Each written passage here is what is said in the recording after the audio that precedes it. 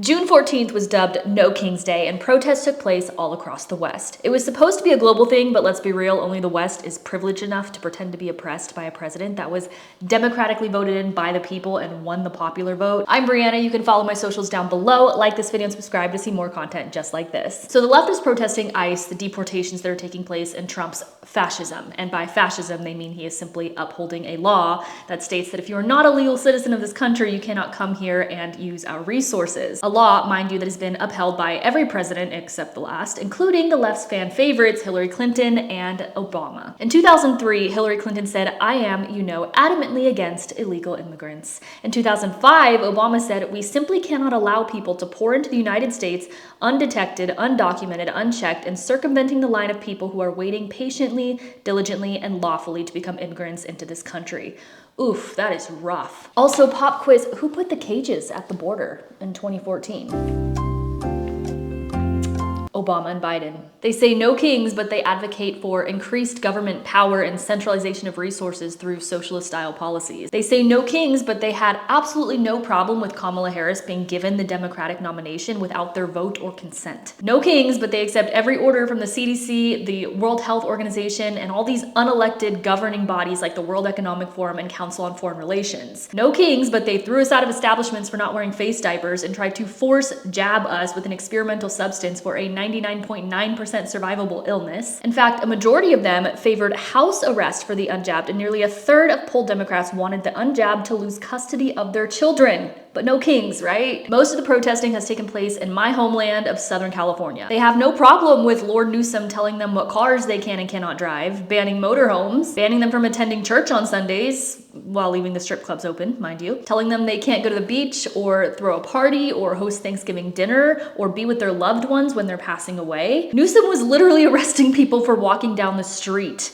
the sidewalk, without a mask, outdoors, alone. They had no problem with that. In fact, Republican Assemblymen Kevin Kiley and James Gallagher sued Newsom over abuse of emergency powers, and they won. But no kings. Oh, and this gem from CNN, liberals want Obama to be a king, not a president. And this one, why Obama wishes he were a king. Whole lot of hypocrisy going around. Now, I cannot understate the fact that these protests are planned. These cultural movements are not organic. Every time you look a little bit deeper, they are funded by billionaires. The same billionaires who fund our DAs and our politicians' campaigns. The same billionaires who literally own the banking system. The same billionaires who contribute to these unelected governing bodies telling us what we can and can't do, like the World Economic Forum. These billionaires and banking families literally run the world. They fund both sides of every war. They own our political system pretty much. They own our media, and they put their money towards funding these cultural movements that you think are organic but actually accomplish their goals. All while making you think that you are doing something good for the world. But it's just emotional manipulation and clever marketing, babe. Let me show you what I'm talking about.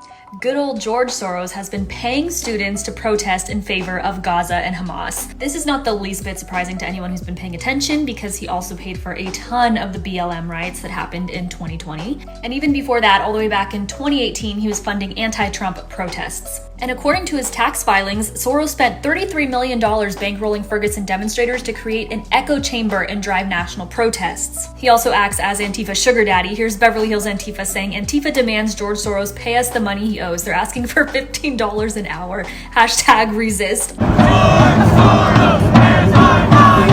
George Soros, where's our money? You know how we always look at protesters like marching in the street on a random Tuesday and we're like, do any of you have jobs?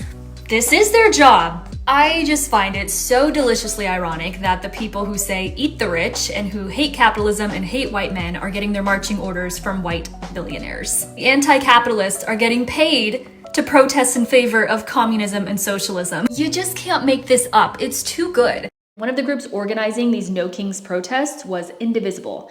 And guess who gave Indivisible $7 million? George Soros. And once again, it appears that protesters and chaos creators are being recruited and paid. Take a listen. We have some breaking news, guys. As history repeats itself, we obviously know that any of these writers, these protesters, never comes out organically, okay? It is always paid protesters and writers, and we were absolutely right once again. 2 days ago, I went looking for Craigslist ad. I could not find it because usually they put it under peaceful protest. Well, this time they had it under disguise as general labor. They were looking for construction guys to build a building, apparently, but Right Angle News was able to find it, and this is what the ad says. Let's get into it. The ad is, again, this guy's under general labor. They are looking for the toughest badass in Los Angeles County. They are seeking extremely tough, brave men for new crew in building. Compensation starts at $6,500 to $12,500 per week. We are forming a select team of the toughest dudes in the area. The unit will be activated only when the situation demands it, but you get paid every week no matter what. High pressure, high risk, no room for hesitation. What's even more wild is that Karen Bass, the mayor of Los Angeles, went on CNN to say this. Last night, I will tell you that it is peaceful now, but we do not know where and when the next raids will be. That is the concern, because people in the city have a rapid response network. If they see ICE, they go out and they protest. So Mayor Karen Bass is essentially confirming that there is a rapid response team, and this is it. Let's continue with the ad. The ad continues to say, we need individuals who do not break, panic, or fold under stress, and are basically all-around kick-ass dude. Physical strength, speed, conditioning is important, but mental toughness is everything. If you're not the biggest guy in the room, but you're the one people follow when things go bad, that's who we're looking for. We are recruiting those who are already hard, badasses, and ready for confrontation when necessary. However, we can train you if necessary. What we are looking for, mental toughness. You keep a level head under pressure. You don't panic. Bravery.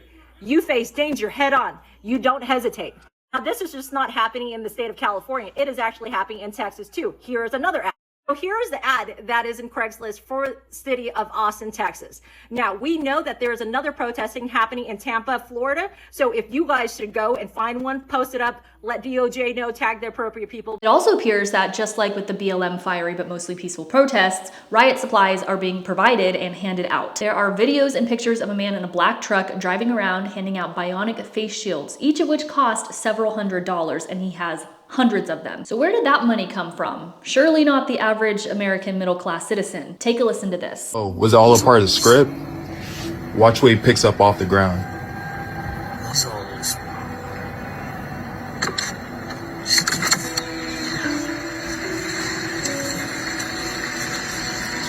All across the ground. What to do to Feel free to pause it.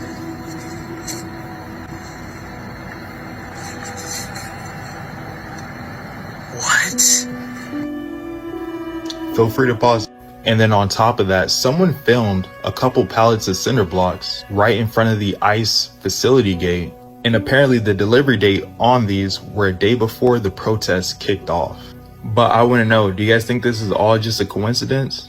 And it's not just George Soros. I know his name is thrown around a lot. The Rockefellers do this as well. What if I told you that the women's liberation movement and feminism was manufactured by a bunch of rich billionaires to help them achieve control over the population? Listen up. This is Aaron Russo, a filmmaker and former politician. To his left is Nicholas Rockefeller of the infamous Rockefeller banking and business dynasty. After maintaining a close friendship with Nicholas Rockefeller, Aaron eventually ended the relationship, appalled by what he had learned about the Rockefellers and their ambitions. He was at the house one night, and we were talking, and he started laughing. He said, "Aaron, what do you think women's liberation was about?"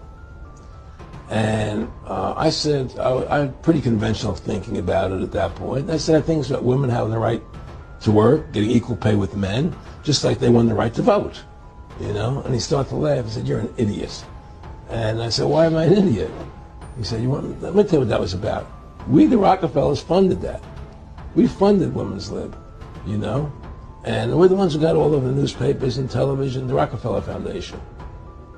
He says, and you want to know why? He said, there were two primary reasons.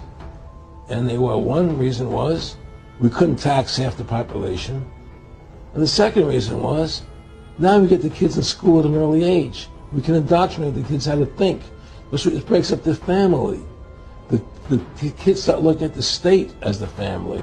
Protests were also funded by the Chinese Progressive Association. They are a self-proclaimed Maoist organization. The communists, the Chinese communists, the people who want increased government power and surveillance, who want centralized resources, are funding and promoting the No Kings movement. No Kings is fake and gay and meant to take down our nation. It's not about skin color or racism. It's about destroying our national spirit and values. Brock Chisholm, the first general director of the World Health Organization, said that to achieve world government, it is necessary to remove from the minds of men their individualism, loyalty to family traditions, national patriotism, and religious dogmas. This is the Cloward-Piven strategy in action. The Cloward-Piven strategy is a political strategy outlined in 1966. It is the strategy of forcing political change to societal collapse through orchestrated crises. It seeks to hasten the fall of capitalism by overloading the government bureaucracy with a flood of impossible demands, amassing massive, unpayable national debt, and other methods such as unfettered immigration, thus pushing society into crisis and economic collapse. Sounds fun. What are we doing, you guys? Why do we want to collapse the nation? Like, do you want to stand in bread lines? I truly don't understand the mind of the American liberal. Globalists create the divide. They create the problem. They create the crisis. They create the civil war. Then they get laws passed to further bring us towards a totalitarian one world government that they conveniently control through the banking system, the unelected governing bodies like the World Economic Forum, and the politicians that they have in their back pocket. Those on the right and the left, your fellow Americans, are not your enemy. The globalists are your enemy. Those are the kings that you should be protesting. No, the land was not stolen from Mexico either, and it does not belong to the Mexican people. It was lawfully signed over to the US on February 2nd, 1848,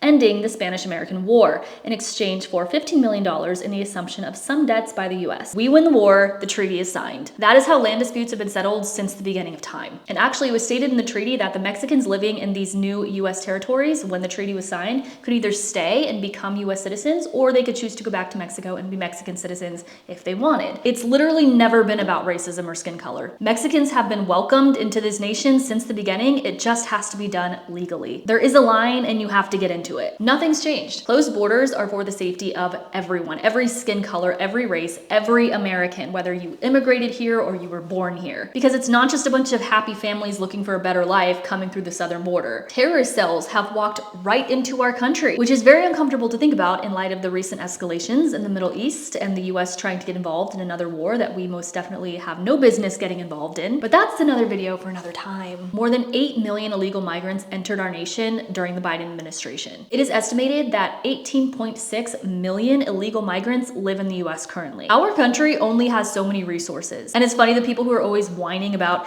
climate and the scarcity of resources suddenly don't care about the scarcity of resources when it comes to immigration. Suddenly we have all the resources in the world and we can accept everyone. But who pays for those resources? The American taxpayer. Need I remind you that our national debt is at $36.3 trillion. I look forward to the day when we can put Americans first in America. Not Israel, not Mexico, Americans. Thanks for watching. You can follow my socials down below, like this video and subscribe if you want more content just like this.